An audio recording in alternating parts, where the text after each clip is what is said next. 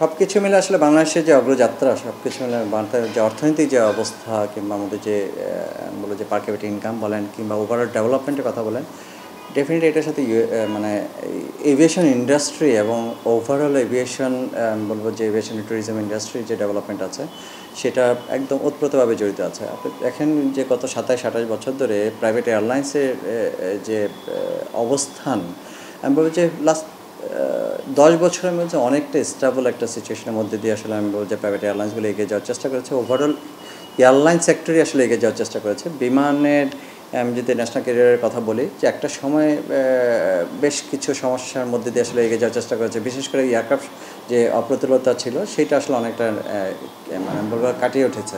বা সেই জায়গা থেকে আমি বলবো যে প্রাইভেট এয়ারলাইন্সের ফ্ল্যাকচুয়েশন তো ডেফিনেটলি ছিল, কারণ অনেকগুলো এয়ারলাইন্স কিন্তু ইতিমধ্যে বন্ধ হয়ে গেছে। আপনি দেখেন যে অলমোস্ট জিএমজি এয়ারলাইন্স বলেন, ইউনাইটেড এয়ারওয়েজ কিংবা রিজেন্ট এয়ারওয়েজ কিংবা আদার্স বেস্ট এভিয়ান এয়ারওয়েজ, এই বন্ধ হওয়ার মিছিলটা আসলে আমি বলবো যে গত ১০ বছর ধরে আসলে যে অনেকটা সেটাকে কাটিয়ে ওঠার চেষ্টা করছে। সেখানে ইউএস বাংলা এয়ারলাইন্স কিংবা নভোএয়ারের যারা আছে তারা আসলে প্রত্যক্ষ ভূমিকাটা রাখছে। তা সেই জায়গাটা আমি হচ্ছে ইউএস বাংলা সহ আজকে ৩টা প্রাইভেট এয়ারলাইন্স বাংলাদেশ এভিয়েশনে কাজ করছে। সেখানে শুধু যে দেশের মধ্যেই তারা আসলে অবস্থান করছে কিংবা সার্ভিস দেওয়ার চেষ্টা করছে তা না, ওভারঅল আসলে আমি বলবো যে বাংলাদেশের এভিয়েশনটাকে এগিয়ে নেওয়া যাওয়া এবং বাংলাদেশে প্রায় ১.৫ কোটি আমি বলবো যে বাংলাদেশিরা সারা ওয়ার্ল্ডের বিভিন্ন দেশে তারা কাজ করছে এবং তাদেরকে সার্ভিস দেওয়ার জন্য আসলে আমি বলবো যে বাংলাদেশি কমিউনিটিকে সার্ভিস দেওয়ার জন্য আসলে ন্যাশনাল ক্যারিয়ারের পাশাপাশি আসলে প্রাইভেট এয়ারলাইন্সগুলো day by day route expansion করছে, ফ্লিট বাড়াচ্ছে। সব কিছু মিলে আমি বলবো যে এটা একটা পজিটিভ সাইন, যেটা হচ্ছে যে আমরা হয়তো জেনে থাকবেন যে খুব সহজে আমরা ঢাকা টু জেদ্দা রুটে আমরা ফ্লাইট অপারেশন করতে যাচ্ছি এবং ইতিমধ্যে বাংলাদেশি কমিউনিটি বিশেষ করে ইউএইতে শারজা, দুবাই, আবুধাবি কিংবা মধ্যপ্রাচ্যে মাস্কাট, দোহাতে আমরা ফ্লাইট অপারেশন করছি রেগুলার বেসিস। সাথে সাথে বাংলাদেশিরা অবস্থান করছে সিঙ্গাপুরে, কুয়ালালামপুরে, সেখানে কিন্তু প্রচুর মানে আমাদের ডেইলি ফ্লাইটই আমরা অপারেট করছি। এবং শুধু যে ফ্লাইট অপারেট করছি না, আমাদের যে ফ্লিট এক্সপানশনের যে ব্যাপারটা আছে, আমরা দেখেন 2টা ড্যাশ-8 Q400 এয়ারক্রাফট নিয়ে যাত্রা শুরু করেছিলাম। আমাদের বহরে এখন 24টা এয়ারক্রাফট আছে। সেই 24টা এয়ারক্রাফটের মধ্যে 436 আসনের 2টা এয়ারবাস 330 আছে, যেটা বাংলাদেশে যে কোনো এয়ারলাইন্সের মধ্যে একটা বৃহদাকার এয়ারক্রাফটই আমরা ব্যবহার করছি, যেটা দিয়ে ইতিমধ্যে আমরা দুবাই এবং কুয়ালালামপুর রুটে ফ্লাইট অপারেশন শুরু করেছি এবং খুব সহজে আমরা সেই এয়ারক্রাফট দিয়ে আমরা কিন্তু জেদ্দা রুটে ফ্লাইট পরিচালনার পরিকল্পনা নিয়েছি।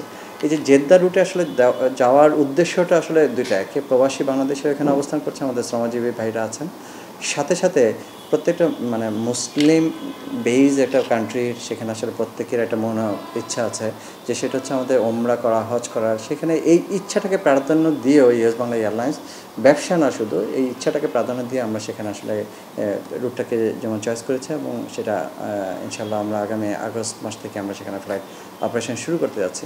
শুধু এটা যে মানে আমি বলবো যে ইউএস বাংলা কিংবা বাংলাদেশ এভিয়েশন এগিয়ে যাওয়া না, এখানে ওভারঅল ট্যুরিজম ইন্ডাস্ট্রিটা আসলে এটা একটার সাথে একটা ইন্টারকানেক্টেড। আপনি দেখেন যদি এভিয়েশন ভালো করে, সেখানে কিন্তু ওভারঅল আমাদের যে ট্যুরিস্ট ডেস্টিনেশনগুলো আছে, ডোমেস্টিক যে ট্যুরিস্ট ডেস্টিনেশনগুলো আছে, প্রত্যেকটা আসলে ভালো করার সুযোগ রয়ে গেছে।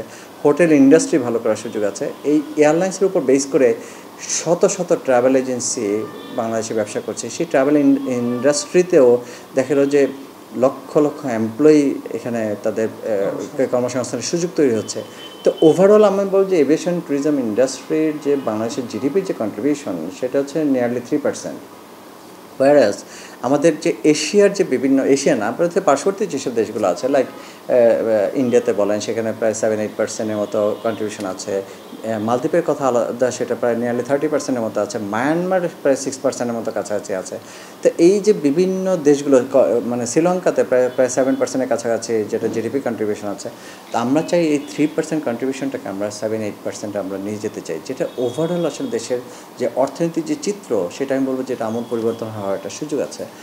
তার চেয়ে বড় কথা হচ্ছে যে আমরা এই সেক্টরটা শুধু যে চিন্তা করছি তা না, আসলে যে দেখেন যে শাহজালাল আন্তর্জাতিক বিমানবন্দর একটা থার্ড টার্মিনাল, একটা উন্নত মানের একটা টার্মিনাল হয়েছে। এই টার্মিনালে আমাদের এখন 2টা টার্মিনাল থেকে নিয়ারলি 80 লাখ প্যাসেঞ্জারকে আমরা আসলে সারা বছর সার্ভিস দেওয়ার একটা সুযোগ পাই। তো সেখানে প্রায় এই টার্মিনালকে যদি অ্যাক্টিভেশনে চলে যায়, প্রায় নিয়ারলি 2 crore প্যাসেঞ্জারদেরকে আমরা সেই সার্ভিসটা দিতে পারবো। তো এই সার্ভিসটা দেওয়ার জন্য একটা সুন্দর একটা টার্মিনাল যেহেতু হয়েছে, এই টার্মিনাল থেকে আমরা কিছু বেনিফিটেড পাবো। এখানে কিছু ল্যাকিংসও আছে।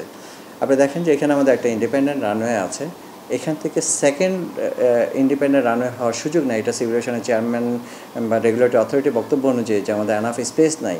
কিন্তু একটা মানে এই এয়ারপোর্ট থেকে আসলে পুরো রেজাল্টটা আসলে আমি বলবো যে ম্যাক্সিমাম রেভিনিউ জেনারেট করার জন্য আসলে আমাদের ইন্ডিপেন্ডেন্ট আরেকটা রানওয়ে খুব দরকার ছিল। বিকজ আমরা আসলে এত সুন্দর একটা টার্মিনাল করেছি, বাট এতে ইন আউটের জন্য যে ব্যাপারটা আছে, অ্যারাইভাল ডিপার্চারের যে ব্যাপারটা আছে, সেটা কিন্তু আমরা আসলে পর্যাপ্ত আমি বলবো যে সেই স্পেসটা আমরা পাই নাই। কারণ হচ্ছে এটা সবচেয়ে বড় সমস্যা যেটা হয়ে যাচ্ছে কিংবা হবে, সেটা হচ্ছে আমাদের এয়ার জটের একটা ব্যাপার আছে।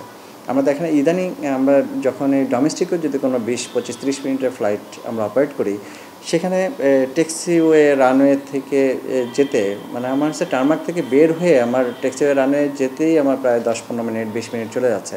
আলটিমেটলি আমাদের টাইম শিডিউলের যে ব্যাপারটা আছে, সেই শিডিউলটা আসলে মেনটেন করাটা আমাদের জন্য খুব ডিফিকাল্ট হয়ে গেছে। তো ওভারঅল আসলে যদি আমরা এইসব ফ্যাসিলিটিসগুলো ডেভেলপ না করতে পারি, আমরা কিন্তু ঠিক যাত্রীদেরকে যে মানে পূর্ণাঙ্গ যে সেবাটা দেওয়া, পর্যাপ্ত যে সেবাটা দেওয়া, সেটা থেকে আসলে তার যাত্রীরা বঞ্চিত হবে।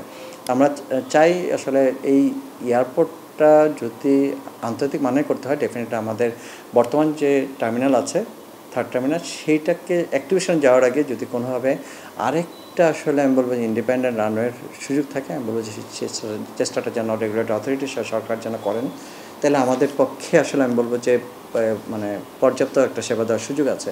আপনাকে আরেকটা জিনিস জানিয়ে রাখি যে এই টার্মিনালকে কেন্দ্র করে আমরা দেখছি যে অলমোস্ট 34টা বিদেশি এয়ারলাইন্স কিন্তু বাংলাদেশে অপারেট করছে। বাট এই টার্মিনালকে কেন্দ্র করে আরও বেশ কিছু এয়ারলাইন্স কিন্তু অপারেশনে আসার চিন্তাভাবনা করছে। ইতিমধ্যে ইজিপ্ট শুরু করেছে, ইথিওপিয়ান এয়ারলাইন্স আসার পরিকল্পনা করছে, ফিটস এয়ার যেটা শ্রীলঙ্কার, তারা কিন্তু ফ্লাইট অপারেশন শুরু করেছে।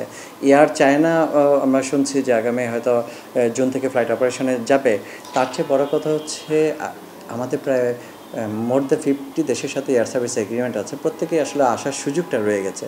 তো প্রত্যেকটা মানে কান্ট্রি থেকে যদি বাংলাদেশে আসলে ফ্লাইট অপারেশনে আসতে চায়, তো এই যে একটা বিশাল একটা প্রেশার, এই প্রেশার নেওয়ার মতো সক্ষমতা আসলে আমাদের আছে কি না, ঠিক আমার কাছে এটা সন্দেহান। কারণ হচ্ছে যে এখানে যেসব গ্রাউন্ডিংয়ের ব্যাপারগুলো আছে, কিংবা আমি বলবো যে এই যে রানওয়ের যে ফ্যাসিলিটিটা আছে, এইটা আসলে আমি বলবো যে পর্যাপ্ত না। এটাকে আসলে আরও চিন্তাভাবনার সুযোগ রয়ে গেছে।